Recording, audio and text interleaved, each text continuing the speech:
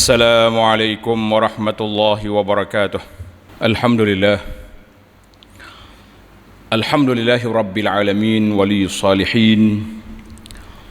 Allahumma lakal hamdu ala ni'matil islami wal iman, walakal hamdu an ja'altana min ummati sayyidina Muhammadin sallallahu alaihi wasallam. Wa ashhadu an la ilaha illallah wahdahu la syarika lah, wa ashhadu anna Muhammadan abduhu wa rasuluh. Allahumma salli wa sallim ala abdika wa rasulika Muhammad wa ala alihi wa sahbihi ajma'in, wa ba'd. Fa ya ibadallah, ittaqullah haqqa tuqatih wa la tamutunna illa wa antum muslimun. Wahai hamba-hamba Allah, marilah kita sama-sama meningkatkan ketakwaan kita kepada Allah Azza wa Jalla dengan melaksanakan segala arahannya dan meninggalkan segala larangannya. Semoga kita selamat di dunia dan selamat di akhirat. Keselamatan yang besar di dunia ini apabila Allah selamatkan kita di dalam berakidah dan beragama. Kemudian Allah selamatkan kita daripada sebarang bencana dan perkara-perkara yang tidak baik. Para jemaah sekalian, bersyukurlah kepada Allah Azza wa Jalla. Hari ini adalah merupakan Jumaat yang ke-13 sejak perintah kawalan pergerakan PKP yang pertama dikuatkuasakan pada 18 Mac yang lalu. Bermakna tuan-tuan sudah tidak solat Jumaat 12 kali. Bukankah ini suatu perkara yang menyedihkan kita? Bahkan ramai lagi yang di luar masjid sana sudah 13 kali tak solat Jumaat sampai hari ini. Dengan perisytiharan yang dibuat oleh pihak kerajaan Malaysia, PKP, sudah ada masjid yang telah membenarkan ikut keluasan saiz, dan ada masjid yang masih lagi mengekalkan 40 orang. Sebelum daripada ni 12 orang solat Jumaat. Maka ujian Allah menerusi wabak pandemik ataupun COVID-19 masih berterusan dan belum pasti bila akan berakhir. Kita jangan tunggu COVID berakhir baru kita nak ibadat. La.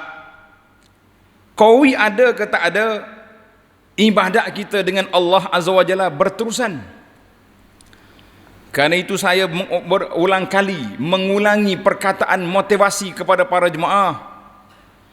Tuan-tuan hanya tak boleh pergi solat berjamaah di masjid sahaja, tetapi tuan boleh menjadi imam berjamaah di rumah bersama keluarga, boleh bertadarus bersama keluarga, boleh berterawih, dan ada yang telah menjadi khatib di saat COVID-19. Walaupun pandemik ini kita tak tahu bila akan hilang, tetapi ibadat kita, hubungan kita dengan Allah jangan hilang.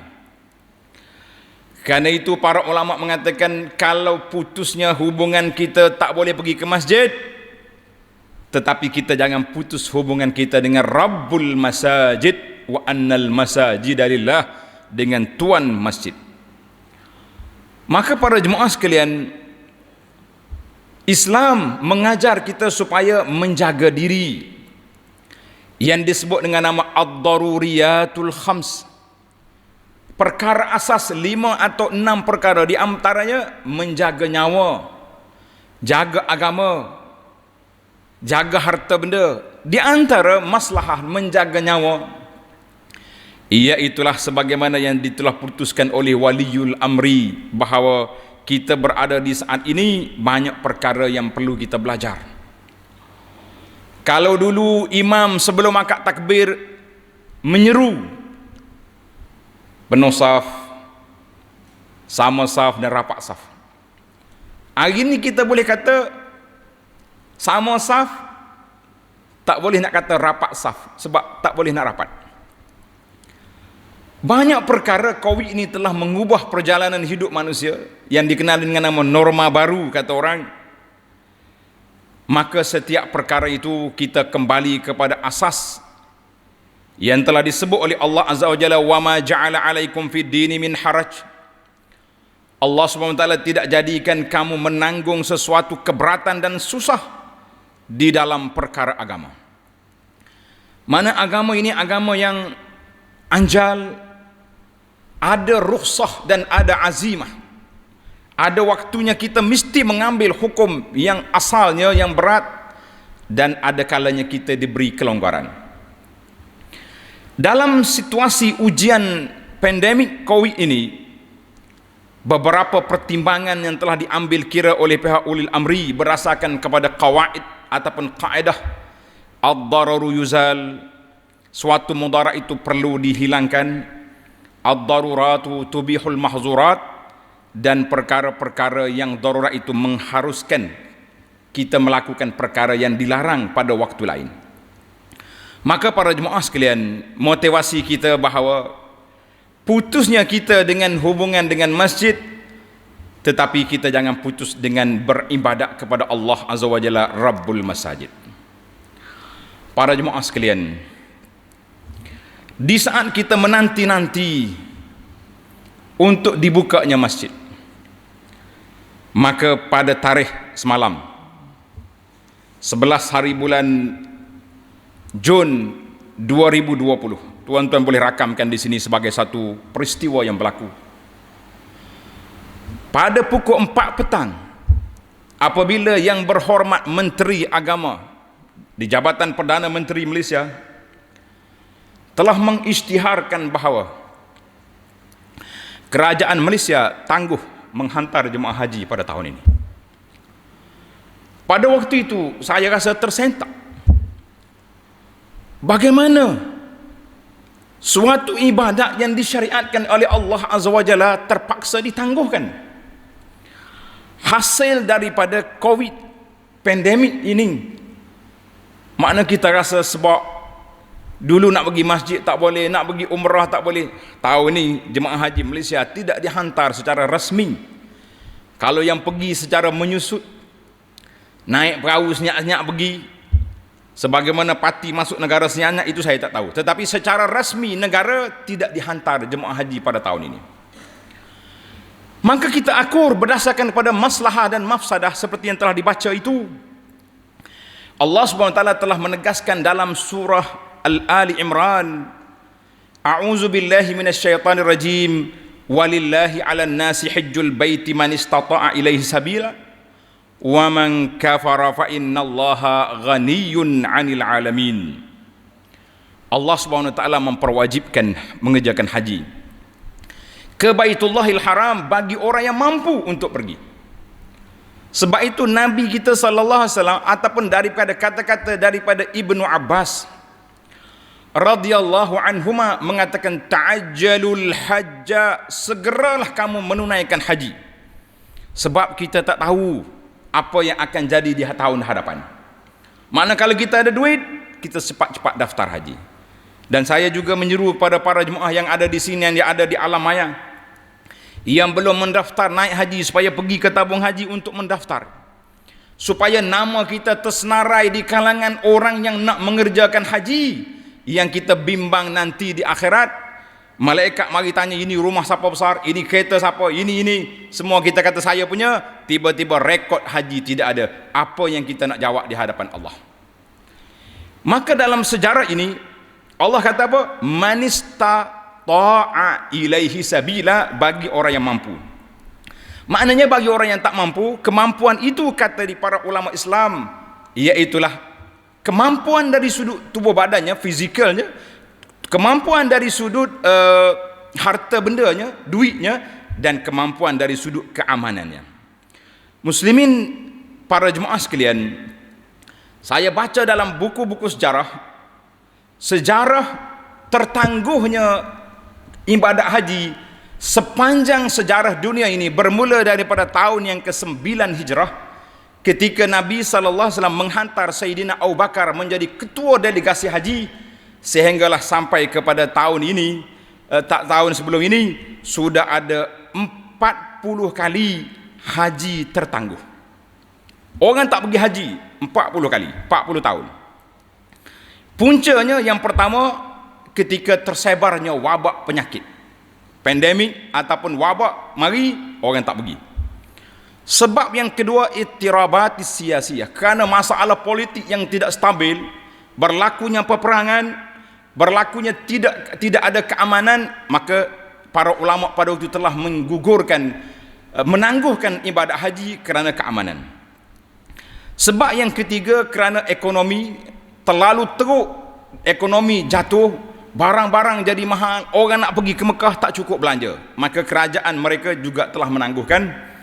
Dan sebab yang keempat, kerana banyaknya berlaku rompokan, perompok-perompok di tengah jalan yang telah menunggu untuk merompok jemaah haji.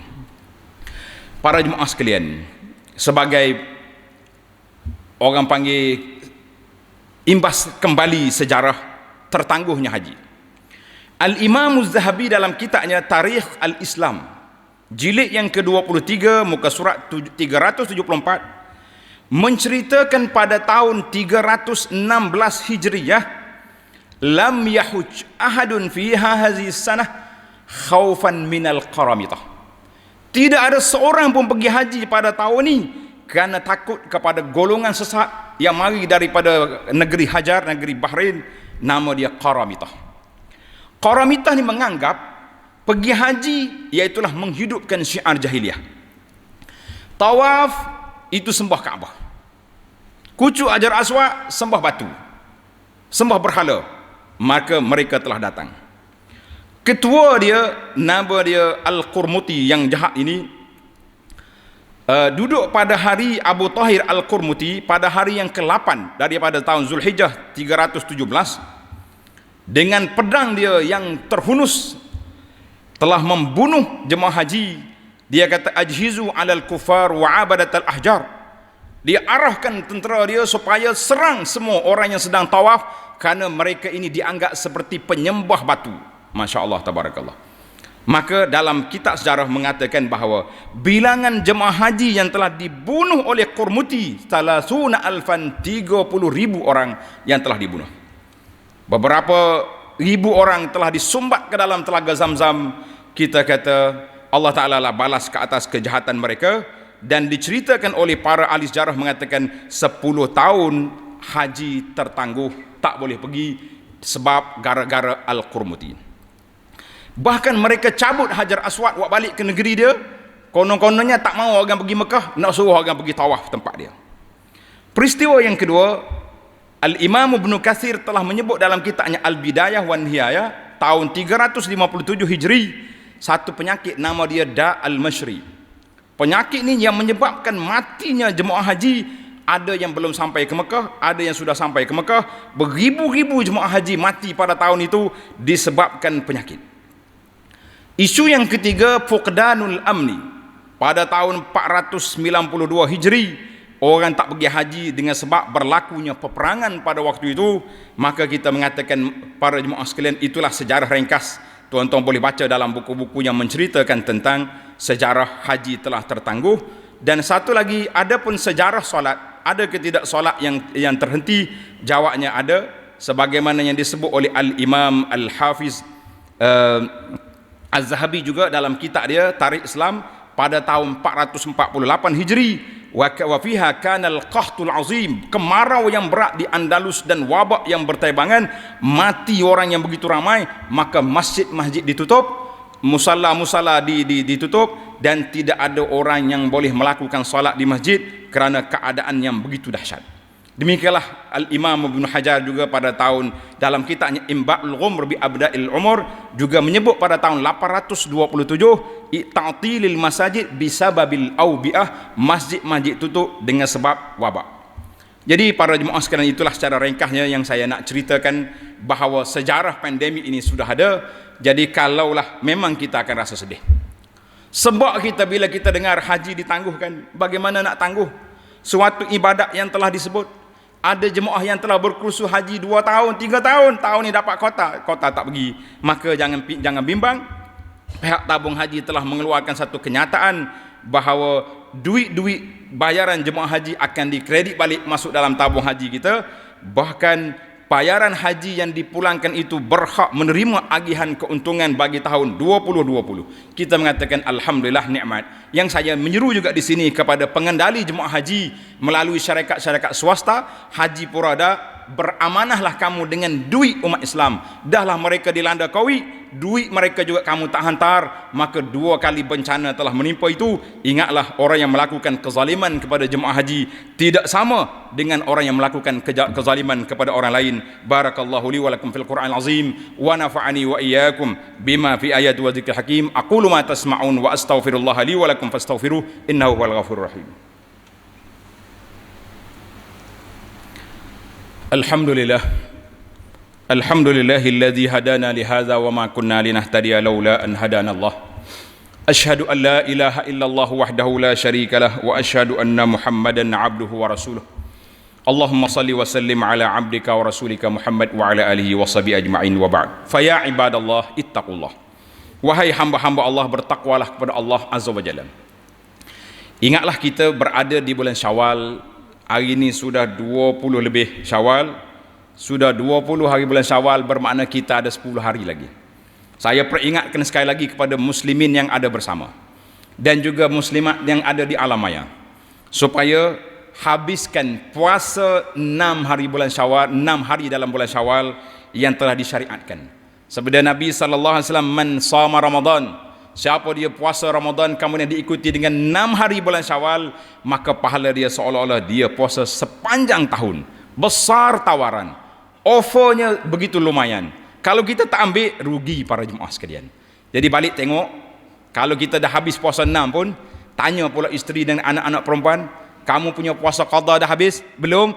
Kita puasa sekali dengan mereka untuk menghidupkan amalan ini dan menggalakkan keluarga kita untuk berpuasa di saat kita PKP ini masih lagi terkawal pergerakan kita. Maka kita tak boleh bergerak dengan body kita ke sana ke sini, tapi kita boleh bergerak dengan hati kita untuk mengingati Allah azza wa jalla. Kita boleh bergerak dengan lidah kita untuk berzikir pada Allah. Kita boleh memberi nasihat-nasihat yang baik dan banyak perkara. Terkurungnya body bukan bermakna terkurungnya hati. Biarlah body kita dikurung di rumah, tapi hati kita bersama dengan Allah azza wa jalla.